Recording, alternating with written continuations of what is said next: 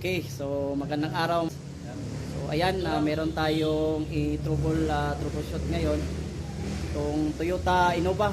Okay, so ayan, yung una natin gawin is i-diagnose mo natin gamit ang scanner.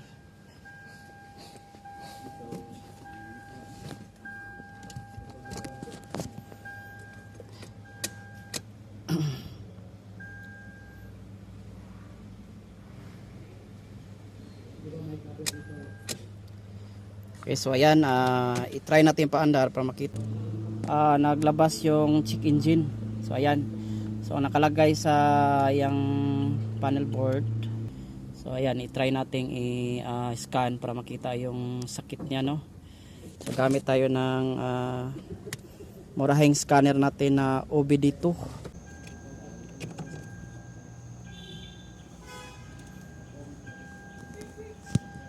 Ayan, so kailangan natin i-on yung susi. So i-check natin sa kung ano yung possible na code o yung trouble niya. Okay, so codes found, isa lang yung code na nakita. So injector circuit open cylinder number 3. So ayan yung nakita sa natin, murahing scanner. Okay, so try nating paandar. Saka i-erase natin yung code kung ma-erase yung code. Yung trouble niya, no. Padaran ako sara. Kamot sa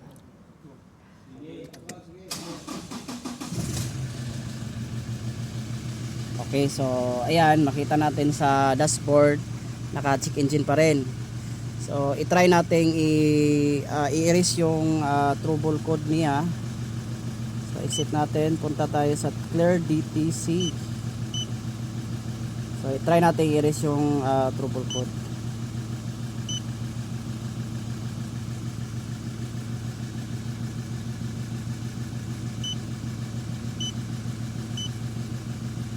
Dito sir. So ayan, kahit na natin i-erase natin, so nagbi-blink, ayan, so hindi siya mawawala. So meaning dyan may problema sa sensor. So kung balikan natin sa sa trouble niya, yung ibinigay na trouble code kay open cylinder number 3. So possible nasa sa wire or circuit ng sensor ng cylinder number 3, no. So possible nandun yung sira.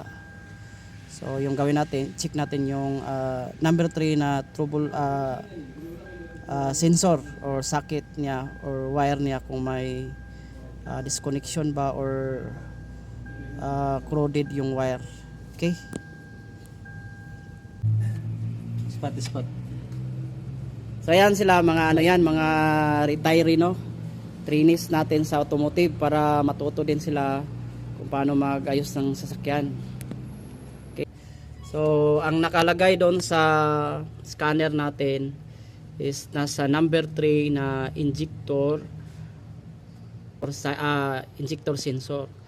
So tignan natin yung number 3 na socket. So ito yung number 3. So check natin yung mga wire niya or yung niya, yung connection, kung lost contact pa siya. So ayan.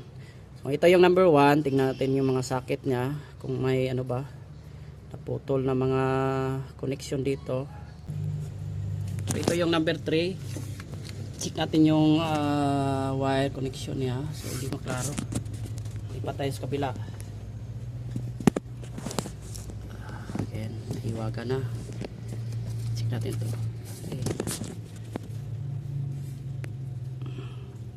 Okay.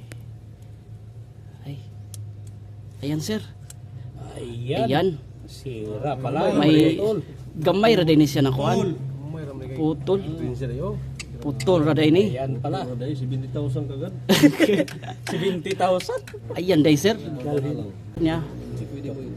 So ayan. So yan yung nakita natin, no. sa ano sa Toyota Innova. Ayan yung naputol. So yan yung possible na trouble ng sasakyan na to kasi sabi ng may-ari low power. Kasi tatlo lang yung nag-function na injector. So yung isa ano siya busted, kumbaga wala siyang supply na kuryente. So ayan, yan yung possible na hindi siya nag-function. So ayan, balikan natin. Tanggalin natin yung sakit, no? Tanggalin natin itong sakit. Idiin lang to. Dala doon. Pero dahan-dahan lang, baka makabayad tayo. Bayad tayo na.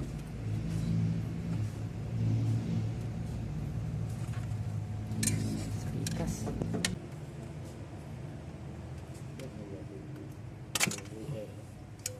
Yan, tanggal na. Naknot. Oh. Kuan doon sir. Yan. So muna siya ipasibak. So yan o. So ang gawin lang natin dyan, try natin idugtong. So, gawa natin ng madali na tayong mga ano.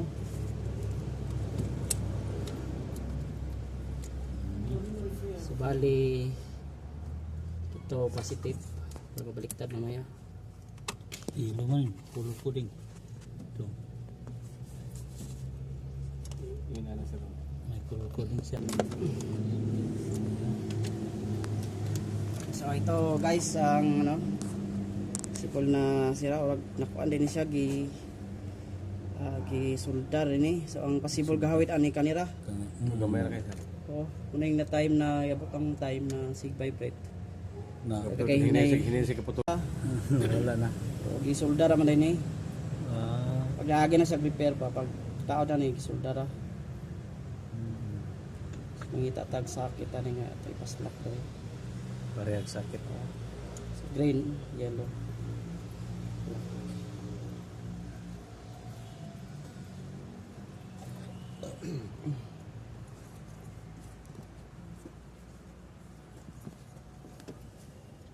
Yan. Okay, so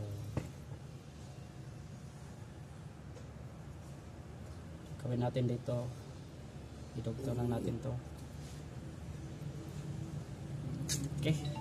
Okay, so ayan mga kamix, no? So tinugtong lang natin yung sakit niya. Nilagyan natin ng pandikit, no?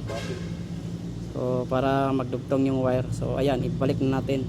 So papanitan muna natin yung wire doon sa ilalim.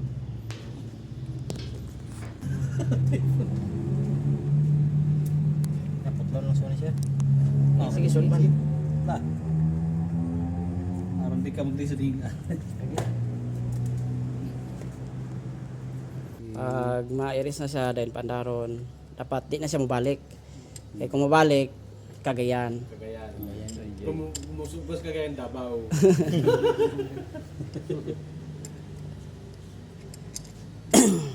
Balik na yan. Okay, so ayan, tapos na. Tapos natin ikabit yung ano, yung sakit ng sensor. So next natin gawin, yan naka ano yan. Parang rainbow. Iba-ibang kulay. So antayin natin yung makabit yung battery, no, yung negative kasi ano. Positive pa kasi yung nagtaod eh. Ano yan? Okay, kaya sa taga ni. Okay, so ngayon punta tayo dito sa loob, no? So i-try nating paanda rin. Kung nawala yung ano niya, yung trouble code. Okay na, sir? Safety na, wala yung cellphone dara. Tanggalan cellphone. Tanggalan mga cellphone. Pangwasan na mga tools, sir, kay basi mo uyog pa.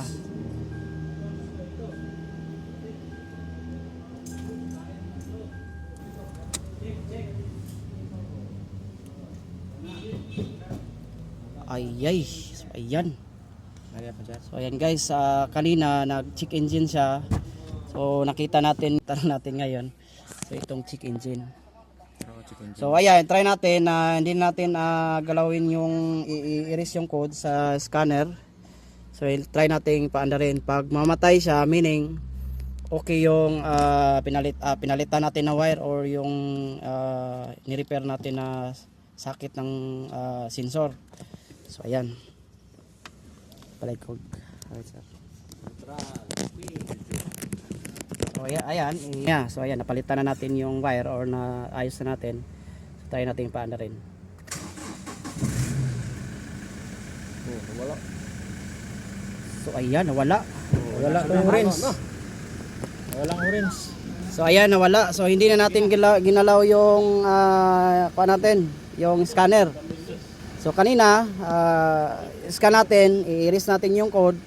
So lumalabas pa rin pag mga 1 minute, no? So lumalabas yung code, na-erase siya, lumalabas. So ayan, na-fix na natin yung sakit ng injector, sensor ng number 3. Tungkol dito, saka yung check engine. So ayan, try nating tignan dito sa scanner natin. Try nating ibasa yung trouble code kung may natira pa ba na may putol yung wire. So ayan, wala na siyang makita na trouble code. Wala na. Kahit hindi na natin siya i-delete yung code, so hindi na siya lalabas. Wala na. Kaano na tayo dito? Paandalin ulit kung mawala siya. Hoy, wala yun. Ayan na. Ayan na. Maganda. Okay, so ayan, okay na tong sakyan na to.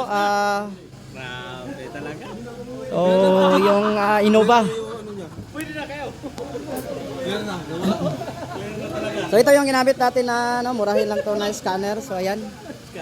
Yung Toyota Innova 2016. Tingon agad.